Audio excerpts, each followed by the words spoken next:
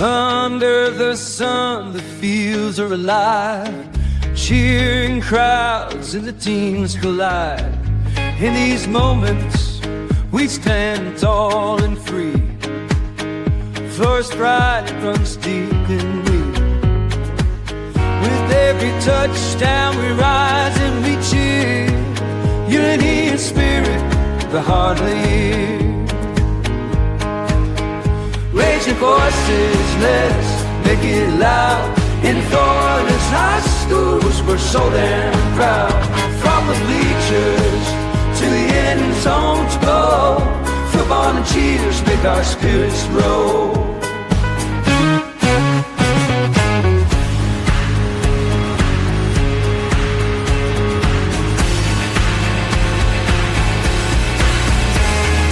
Girls in the game, they're fierce and bright.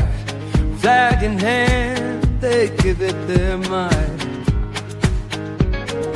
From every town they bring their dreams. On this field of gold, nothing's as it seems. Together we shine, together we play. In Florida's heart, we own this day. Raise your voices, let's make it loud. In Florida's high schools, we're so damn proud. From the bleachers to the end zones go, football and cheers make our spirits grow. So here's to the game, we'll rise and stand. In Florida's field, we're a united band.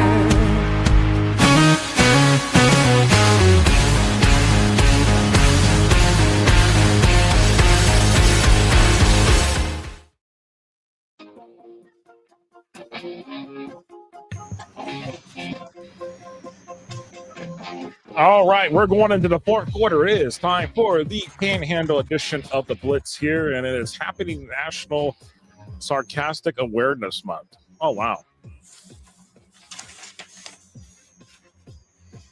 There you go. Yep. No, Reno did not sing the song. What am I going to tell you, Mark? Am I going to have to confine you in the Trails Pal parking lot? I can, Mark. No, Reno did not sing the song, and I know that for a fact because I'm the one that put that thing together.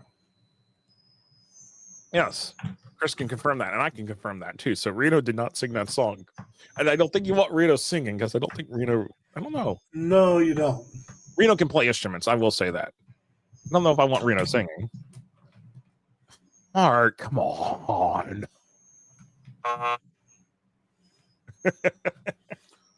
Anyways, coming up here on this. Well, if that's sarcastic anyway, that's sarcastic awareness right there.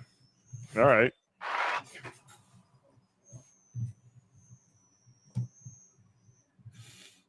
Anyways, coming up here on this Panhandle edition of the Blitz, we'll have Phil Tisa, for the head coach of the South Walton Seahawks. They have got a big matchup this week with Pensacola Catholic for the District 2A1 championship. And boy, and I'll tell you what, Santa Rosa County has seen a lot of growth. South Walton is one of those teams that has seen that their schools have seen a lot of growth. Them in Freeport, those two schools have seen a lot of growth, and in Santa Rosa County, and you can thank 30A for a lot of that right there, and especially because is there an offshoot of the Fort Walton Beach area in Gadsden where it's already growing. A lot of people are heading east over towards the south end of Santa Rosa County, and South Walton is seeing a lot here, a lot of growth here. And they just redid their stadium and had the ribbon cutting, had homecoming just a couple of weeks ago against Freeport, a game they won big. Yeah, that was a big game, and then the next week they had that big game against Wakulla. So, yeah, and we'll talk about that here as we go into the Blitz Lines as we roll into it here for recapping what was week number 9 in the Panhandle region. And good to see everybody that is jumping into the chat here. I'm wondering where a couple of the others are usual, because usually we have some other people sitting here floating around here from the Panhandle, and I haven't seen them pop in just yet, but hopefully we'll catch them as we roll along here, Chris. And with everything said here, again, looking them back on what was last week here, Chris, looking at some of the the games here. First up was Escambia and Crestview, and for me and you, Chris. Yeah. Crestview. Hey, Crestview. Yeah. Just when we thought Escambia were putting things together. Yeah. I'm gonna have to talk about the thing. Yeah, let me give me 1 second. Hold on. Yeah, it's so yeah, Chris is trying to fix it. Yeah, we're sorry if you're thinking, sorry about that, Emery. We've been trying to deal. We're trying to fix that here. So sorry about that. But here looking at McClay, on this one, McClay takes care of business against North Florida Christian. No questions there on that one. I'm trying to remember what the final score of that one was, because I believe they won pretty solidly, handily. Yeah. McClay District Champs 43-20 over North Florida Christian. They've got Deerfield Windsor out of Georgia this week, and then up there, and then they've got Walton as well the following week. So they've got and Deerfield Windsor is not a bad game. A lot of people didn't look, they want to say that McClay's put a weak schedule, but look at it. They play Taylor County, and that's their only loss this season. So let's kind of there in the in that situation. Let's kind of pump the brakes. Saying, yeah, yeah.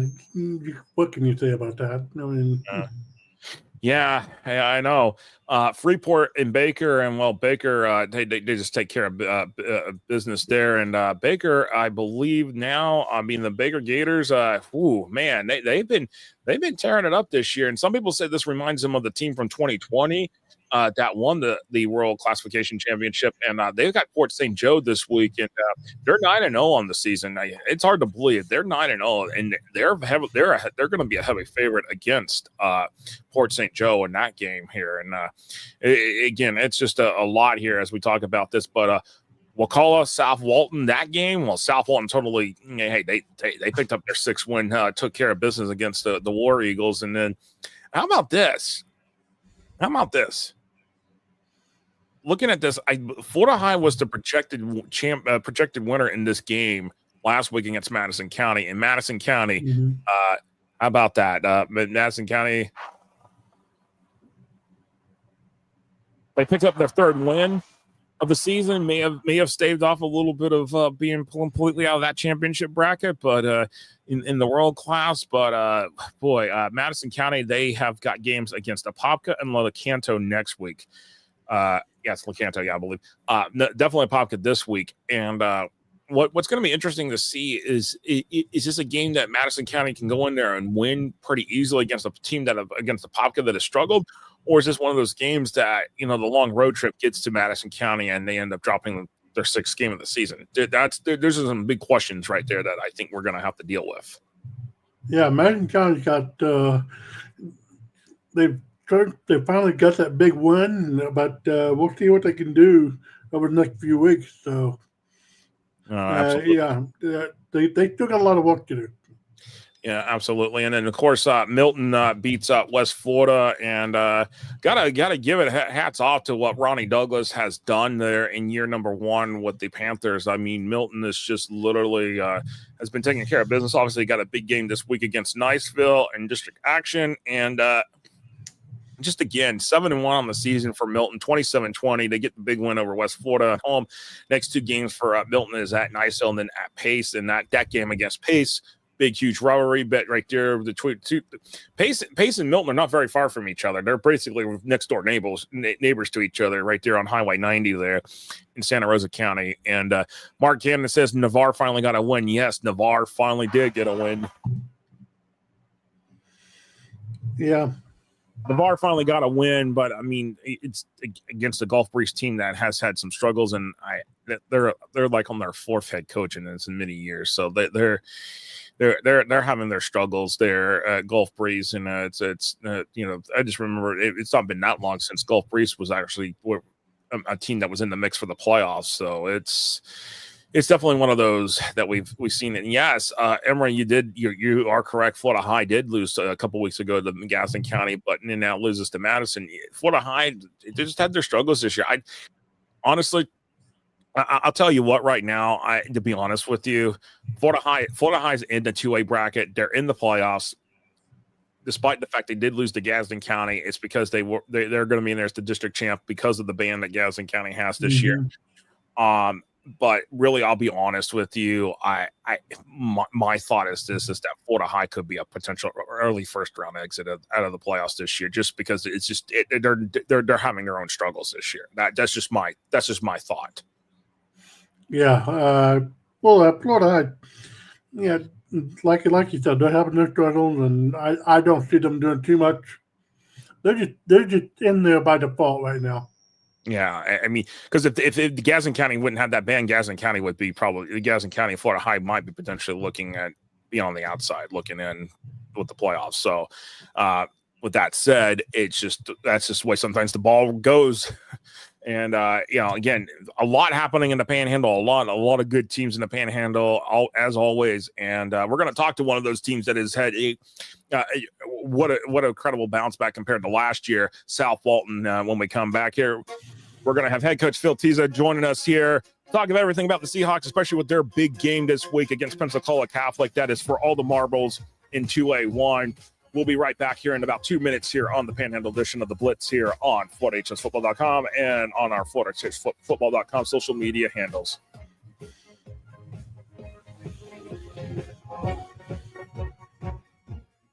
I've been thinking about this for a long time. I thought, if that's out there, I want to make sure I see it and I get involved in it, because to me, this was music to my ears. I was blown away. When you look at today's kid, the millennium kid, they learn by being able to see it. If I can see it, there's a great chance that I can do it. The First Down Playbook is a tool that can essentially change the way we teach the game. Box Out gives you the ability to create graphics at the speed of sports to highlight your athletic department, teams, and student athletes in seconds. Used and trusted by Notre Dame, Ohio State, UConn, Marquette, Georgetown, and many more of the top college brands in the country. If you want your school's brand to stand out through all the clutter, start your free demo at boxoutsports.com. High school sports fans, follow your team live with a free ScoreStream mobile app. Download ScoreStream to get real-time scores, photos, and awesome video. Plus, follow your favorite teams and friends. Get real-time high school sports from ScoreStream. Get ready for the 2026 Coach of the Year Clinics. This February and March, see top collegiate coaches, learn from the best, and take your program to the next level. Don't miss America's most respected coaching clinics.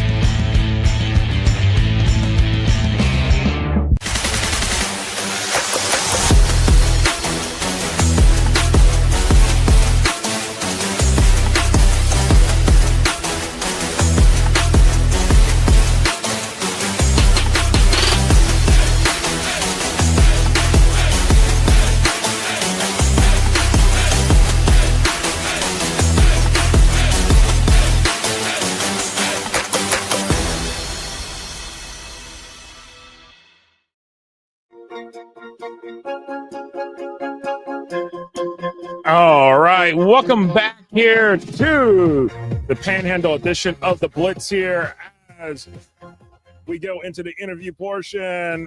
Coach that I have watched to come a long ways here, and Coach Phil Tisa from the South Walton Seahawks joining us here for the interview part of the show here. And Coach, good to have you on here and everything. And let's just talk about last year, I know y'all had some struggles in terms of, with the season, but this year y'all have just been playing lights out football. I know a lot of the games last year y'all played on the road because the stadium was getting redone. And this year y'all been back at home. And at first, how's the comfort of home being back at home and playing with the fans and everything? Because it looks like y'all are having fun with with everything that's been done there. Absolutely, Josh. Hey, first of all, appreciate you having me on tonight, and definitely being back in the Hawks Nest, and the new stadium, the new uniforms, new helmets, the light show, the jumbotron, all of that, the fans, the atmosphere, and just the tightness of this team. I'm not gonna lie to you. I mean, it really rejuvenated even myself as well as the community. I mean, that's impressive here. And of course, I think if I recall correctly, y'all kind of did the official ribbon cutting at homecoming and all that, and y'all had the homecoming parade and that. I mean, again, just talk about the atmosphere that for the fans, because I know as if anybody understands, Santa Rosa Beach is growing exponentially. I mean, it's there's been a lot of growth obviously in the south end of Walton County, and we could thank 30A for part of that as well, the growth over the years. But I mean, just to talk about the growth, because y'all are now the largest school out of the 3 schools and high schools in Santa Rosa. In Walton County. We are. We grew so rapidly, so fast. I mean, we grew so much so fast, and we outgrew our facility. So we really needed something, and I couldn't be prouder to be working in Walton County, and the fact that they saw a need, and our school district stepped up, our school board, our superintendent, and gave us the facilities to support our athletic programs. And you're about to see the next phase of that at Freeport. And so we're very fortunate, and it just makes for a great game day experience. The light show sync to the music, the jumbotron, and all the different things that we can do with it. It's made a huge difference, and just really kind of brought South Walton football as well as athletics back on the map. Oh, absolutely. Chris, your microphone. So, what do you contribute to the success of your team this year over the last couple of years? Oh man, it's a lot of things. We have a great group of kids, and we have a great camaraderie amongst the team. We have a great camaraderie amongst the staff, and there's high school football. Whether people realize it or not, or willing to say it or not, it all revolves around the lives and the personalities of 15, 16, 17-year-old kids. And people that live that world understand, it's tough. And this group of kids, this group of coaches are really united, really, behind a common goal.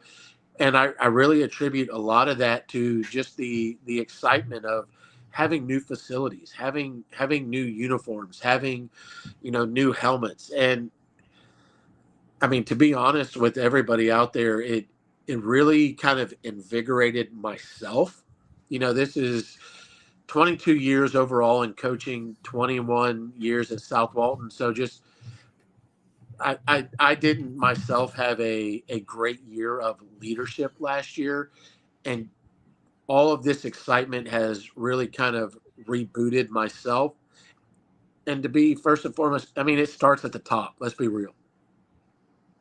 Wow, that's impressive. And Coach, let's talk about some of these guys here, because honestly, these guys are the backbone of the team, to what y'all have done, that being reinvigorated and everything.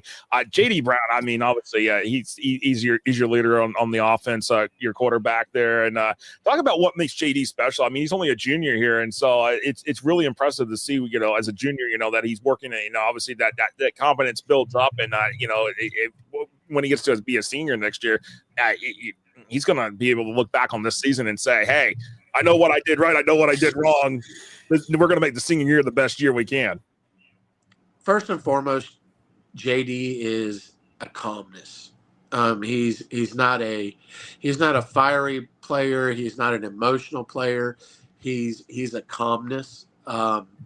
So he's obviously a great athlete. He's got a phenomenal arm. He's got, great speed. He's got great football knowledge, and just the things that we are able to do with him offensively, his football knowledge and his just being a student of the game. He watches a lot of film.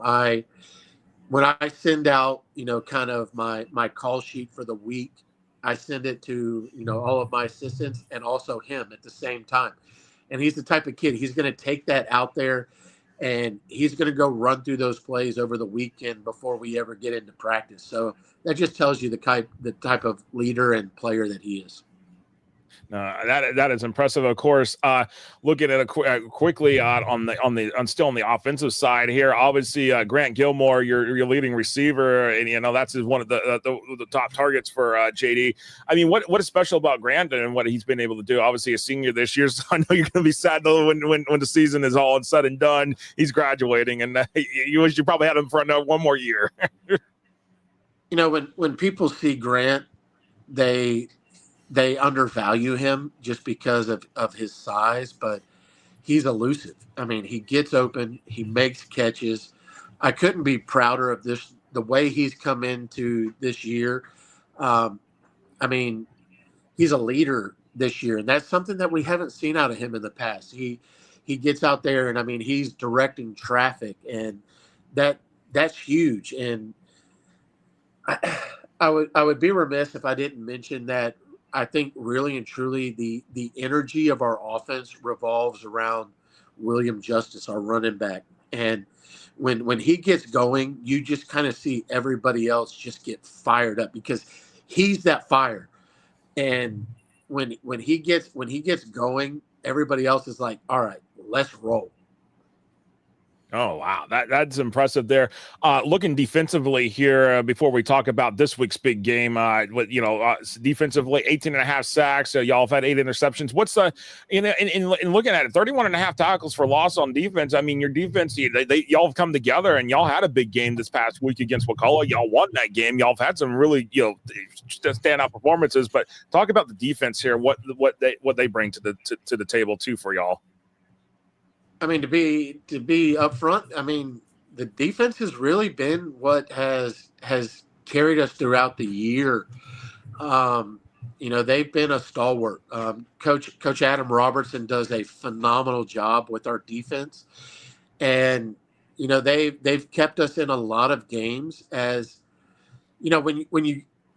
I took over the play calling this year. I've got a great staff around me, so there's been some changes. So we've been really kind of trying to, throughout the season, establish who we are as an offense, and it's been that defense that has, kept us in those games as we've tried to figure out exactly who we are on offense. So, you look at this past week, and Connor Rooney with a big interception to stop one of their drives. He ended up with 12 tackles. J.R. Bastian had 12 tackles. Preston Hernandez, one of our inside linebackers, ended up with 20 tackles. And then Jackson Fader ended up with 9 hurries, and 2 of those came in that second overtime on their offensive possession. Those are huge stats that people don't always realize. And that's been, the defense has really been a stalwart of our success this year. No, absolutely. Again, that big win over Wakulla, 38-35, 2 overtimes last week. But this week, again, that was the final home game. You got 2 road games left on the schedule here, Pensacola Catholic and Mariana. But the big game, all the marbles, 2A1 district title on the line. Pensacola Catholic, obviously, despite the fact they had a coaching change, they're still on a roll over there. So, I mean, what is it about Pensacola Catholic this week that y'all have to get ready for? Because, I mean, they only have 1 loss on the season. So, again, how do you stop a team like that under with head coach Bobby Clayton over there at Catholic? I really kind of see that very similar to this past week. I think, if you want to compare it to a boxing match, I think you're fixing to see two heavyweights step in the ring and just trade blows, and it could go either way. It's going to be who makes the fewest mistakes. They've got some weapons on offense. From what I understand, they're getting their running back. They have some phenomenal receivers. Defensively, they've got some guys that are really impressive. The two guys there in the middle of their defensive line, and then their Mike linebacker are really impressive. Number 9 in their secondary is really kind of the captain of that secondary. You can kind of see him direct traffic. So, I mean, and at the same time, I feel like we have those similar weapons. So, I mean, when you put the two of us together, us being 6-2, them being 7-1, both of us being 2-0 in the district, and coming down to a one-game kind of thing for the district championship, it's really kind of like that, that Ali versus Tyson, or that Ali Foreman. I love that. I love that reference, because that's what good football's about. It's, hey, let's get out there and let's leave it all on the field. Exactly. And that's kind of the way I felt about this past Friday with Wakulla. We were fortunate to end up on the top of that game, but I mean, it's two, prize fighters stepping in the ring and saying, let's just throw haymakers and see who's going to come out on top. This is Friday night football. I haven't felt the excitement of the last Friday in a long time, so I'm ready to do it again. Oh, absolutely here. And, Coach, you said you've been out there. I think you've been pretty much there. Did you come right to the school right as the school opened, or right after when South Walton opened? So it opened in 2002. I got there in 2005, and did 7 years as an assistant, and then defensive coordinator, and then moved into the head role. So not since the beginning, but very much since, the early on. So, I've seen the changes of South Walton, and I've had to grow with it. And, it's exciting. We came in, we didn't have a history. So, getting an opportunity to build a history and put South Walton on the map, I couldn't ask for more in my career.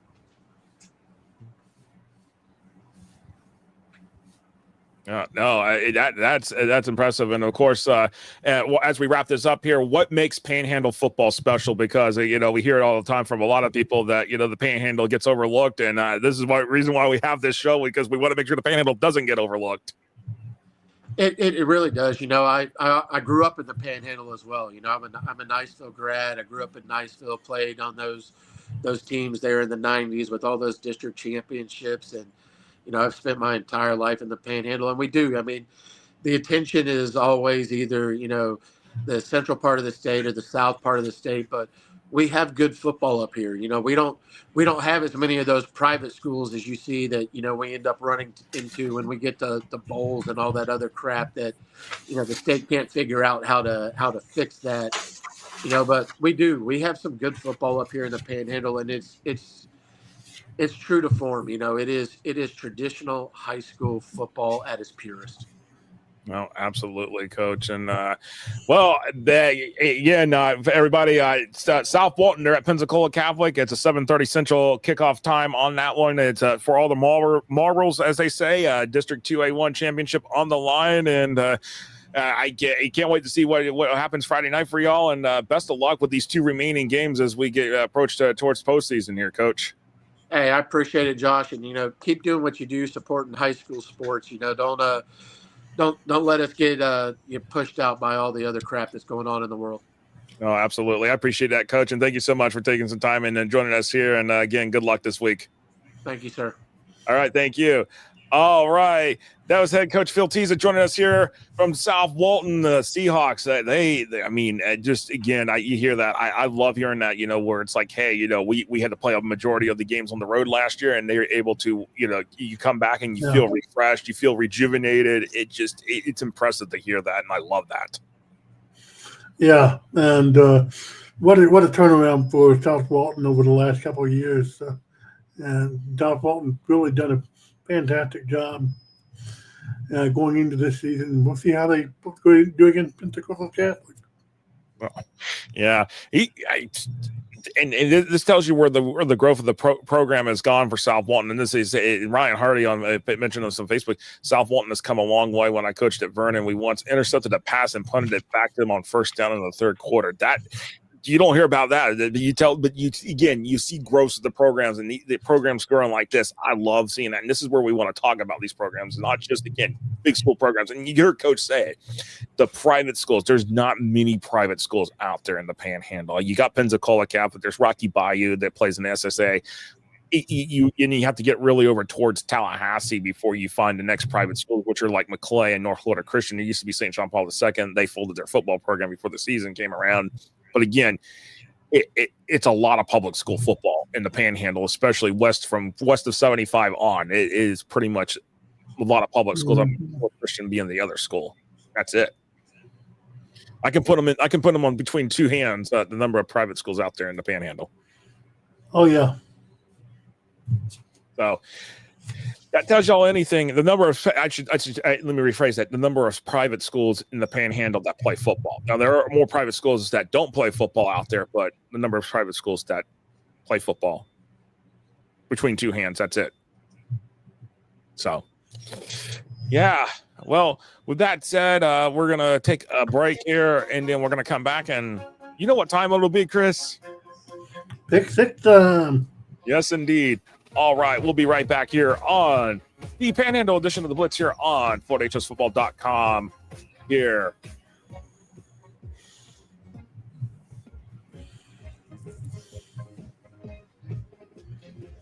I've been thinking about this for a long time. I thought, if that's out there, I want to make sure I see it and I get involved in it, because to me, this was music to my ears. I was blown away.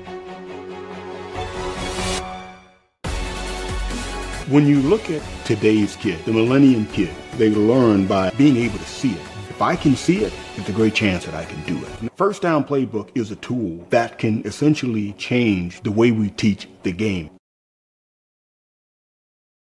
Box Out gives you the ability to create graphics at the speed of sports to highlight your athletic department, teams, and student athletes in seconds. Used and trusted by Notre Dame, Ohio State, UConn, Marquette, Georgetown, and many more of the top college brands in the country. If you want your school's brand to stand out through all the clutter, start your free demo at boxoutsports.com.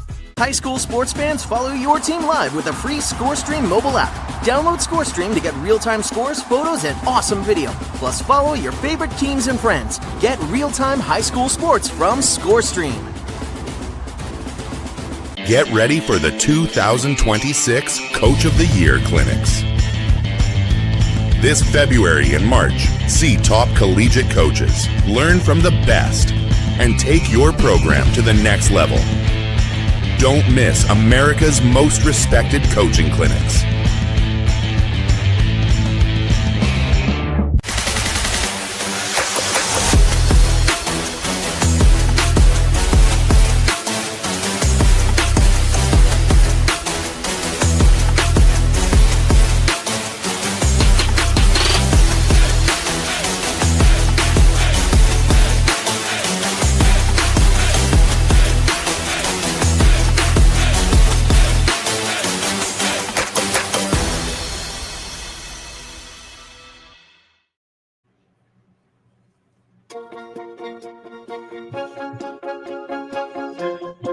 All right, welcome back here to the Panhandle edition of the Blitz here on FloridaHSFootball.com and the FloridaHSFootball.com social media handles. And boy, now the talks about Publix fried chicken and subs, and oh my gosh, y'all making me hungry. Well, there's some dinner waiting downstairs. Don't get me started.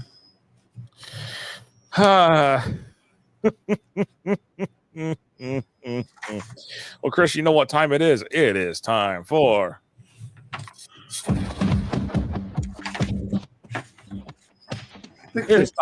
Pick Six. Yes, indeed. As we roll into it here with our picks here. First up, I'm just looking for something to put on the picks here for Panhandle this week, and I have to throw this game on here, but it is Baker and Port St. Joe. And while you see the forecasted line here, ladies and gentlemen, it is Baker 9-0, Port St. Joe 3-4. Baker a 52-point favorite over the Tiger Sharks at this point.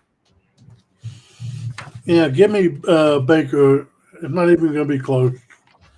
Yeah, give me Baker. Give me the Gators. Still go 10-0. Finish the regular season at 10-0. Be in the championship bracket, which will be a big difference compared to where they were last year. And they were in that FIT bracket, and one of those 4 teams that had a bye and ended up losing when they finally got to the field. Yeah, so, that's one of the reasons I don't like that FIT thing. So. No, you're absolutely right. All right. Up next on our pick 6 is Godby 3-5 versus Lincoln 5-3 over at the Gene Cox Stadium.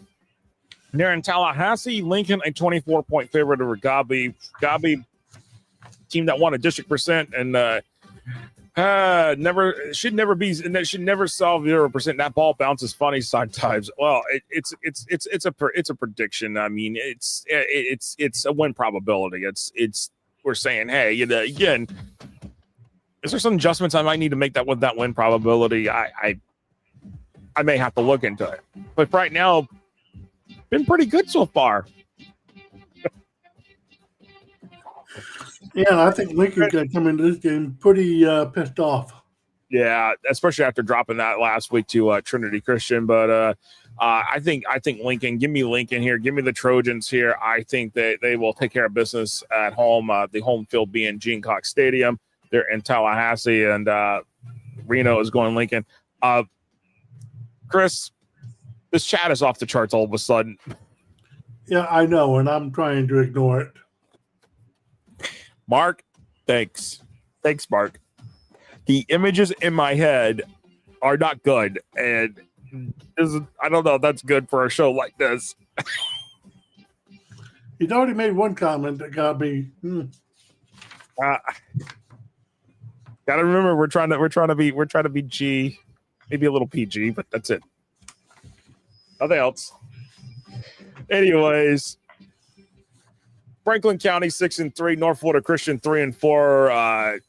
Remember, we talked to head coach John Cooper about you back earlier in the season, and they put this game on the schedule, and it's going to be a tough one. And North Florida Christian, they are on the outside looking in the playoffs right now. But Franklin County, this is the last week of the regular season for them. They have played straight through 10 straight games once they play this game this week. They're 6-3. They're a 22-point favorite over North Florida Christian here in this one. I kind of disagree with the point spread. It's going to be closer than that. But Franklin County will still win. I'm going to roll with Franklin. Give me the Seahawks. The other Seahawks there in the Panhandle. Give me Franklin County. Reno will take Franklin County as well. All right. So over in District 4A1, this one is all the marbles on the line. And I'll be honest with you.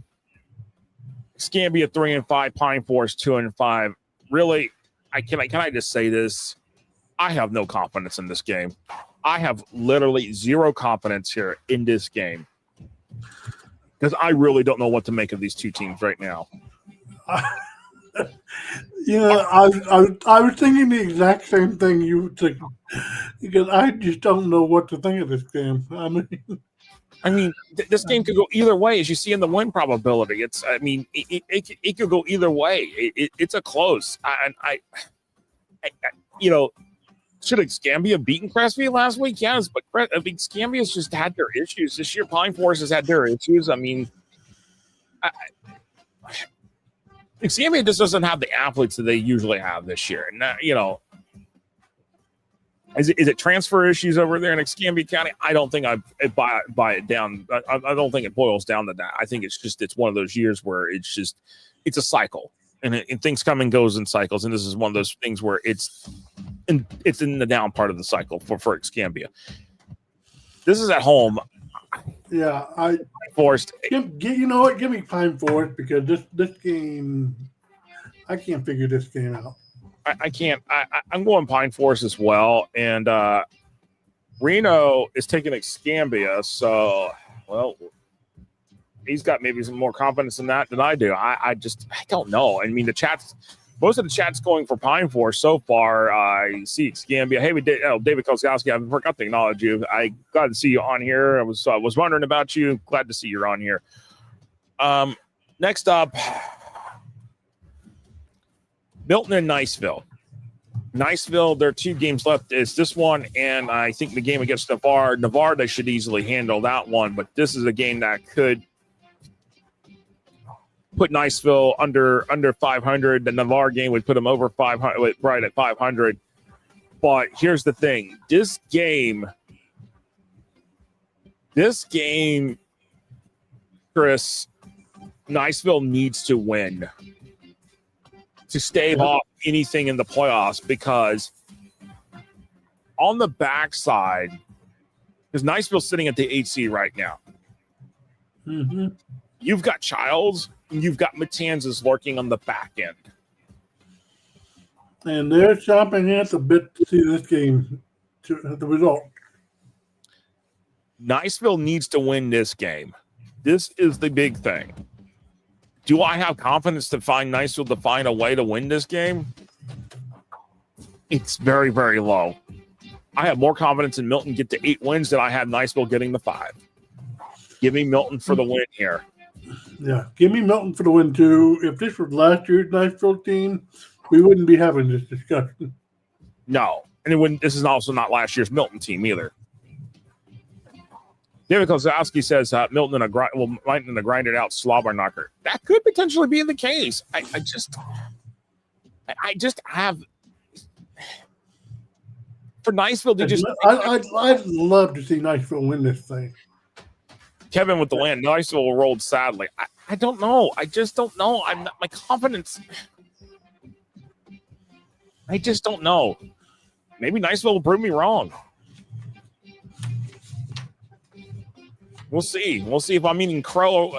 We'll see. We'll see if I'm next week if I'm eating the cheeseburger or if I'm eating crow with ketchup on it. Yeah. All right. Last but not least, here on the show here for the final game here tonight for this week is South Walton 6-2, Pensacola Catholic 7-1. Pensacola Catholic 18-point favorite over South Walton. But as I've seen this go, anything can happen, especially when a district title is on the line. And I feel like just all the rejuvenation at South Walton, they got a ton of confidence coming in, and I love it. Mm-hmm. I'm torn with this one. It's gonna be closer than that, but give me Pensacola Catholic.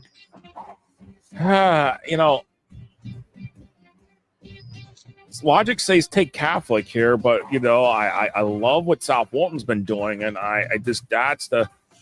oh man, I'm torn here. Reno's taking Catholic as well. Gosh, I don't think the spread is 18 in this game. I think it's way lower. I think this is a grinded out slobber knocker, you get after it type situation, honestly. But you know what? Give me Catholic in a close one. I wouldn't be surprised if South Walton comes up and wins this one. Are we eating buzzards now? Great. Great. That's week number 10 here. As we've somehow gone somehow with eating buzzards here. All of a sudden, I'm just trying to figure it out here as we roll along. Wrap it up here. Any final thoughts here, Chris, as we wrap this up here? Like I said in the other shows, this is decision week. So, and this last game, South Walton Pensacola Catholic, is a prime example of that. It is a prime example of that, and we definitely appreciate everybody that has been watching all the shows here this week. 9 shows in the books here for Tuesday and Wednesday, and we got a lot coming down the wire here. It is, as Chris said, decision week. It's basically it's time to do or time to fold it up. Mark, appreciate y'all. David Kozlowski, take care. Emery, you too as well. Appreciate everybody that is watching the shows here. And for Christopher, I'm Joshua Wilson. We will see y'all on the flip side next week, same time, same place with our shows Tuesday and Wednesday night. We'll see y'all then. Have a good night, everybody.